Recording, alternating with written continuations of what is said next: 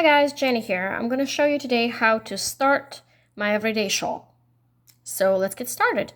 You're going to need fingering weight yarn, needles, and one marker. First thing first, you cast on 3 stitches. So slip knot and 2 stitches. And you're ready to work. Set up row number 1, which is the wrong side of your work. So you're going to knit the first stitch. You're going to yarn over and place your marker after the yarn over. And then purl, yarn over, and knit. So now you've got 5 stitches. You're going to turn your work and you're ready to work. Set up row number 2. And it's important before you start this row to make sure your marker is placed at the correct spot. So you should have 3 stitches on the right side of your marker and 2 stitches on the left. So now this is the right side row. You're going to work a double center double decrease. So you're gonna knit the first stitch. You always knit the first stitch, and you always do a yarn over after on every row. And these 2 stitches on the right side of the marker, you're going to slip them together as if to knit. And you're going to drop the marker. You're going to knit the second stitch. And then what you're going to do is you're going to pass these 2 stitches over the knitted one. Just like that. Tighten it up, and you can tell this is a center decrease. You're going to place your marker back, and you're going to yarn over and knit 1. So you still have 5 stitches because you added 2 with yarn overs, but then you also decreased 2 stitches from the center double decrease. You turn your work. You're ready to work. Set up row number 3, which is an easy one. So you knit 1 row, you do a yarn over. It's important in this pattern not to forget the yarn overs because that could really throw you off. Then you're going to purl to the last stitch, slipping your marker. You're going to purl to the last stitch, yarn over, and then knit. So now you've got 7 stitches because you added 2 yarn overs. Now we're done with the setup and we're ready to work part 1 stockinette stitch section.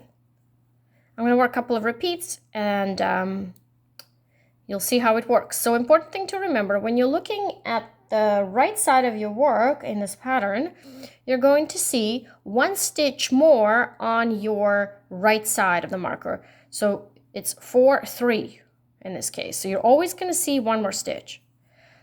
So let's work stockinette section row 1, which is the right side. So knit 1, yarn over, and then you're going to knit to 2 stitches before marker. I'm going to flip these stitches because I knit continental, and so my slant is different. So I'm going to flip them. This is how they would normally face if you knit the most common style. So you're going to slip them together. You're going to drop the marker. You're going to knit the next stitch, and you're going to pass these 2 stitches over the knitted stitch. So now you can start seeing how this rib in the middle of the shawl is forming. You're going to put your marker back. You're going to knit next stitch, yarn over, and then knit the last stitch. Wrong side, which is row 2 of the stockinette portion, you're going to knit the first stitch, yarn over, you're going to purl to last stitch, slipping your center marker.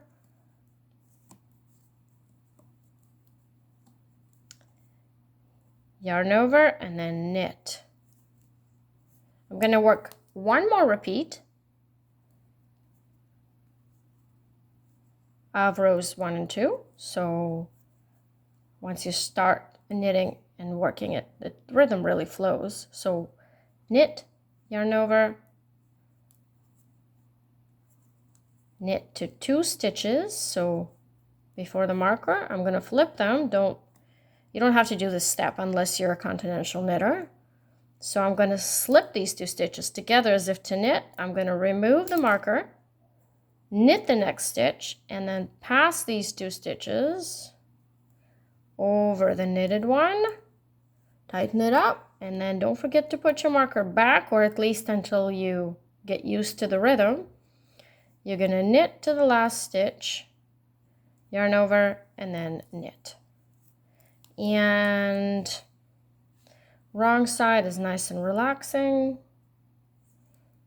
So you're going to knit the first stitch, you're going to yarn over, you're going to purl all the way to the last stitch.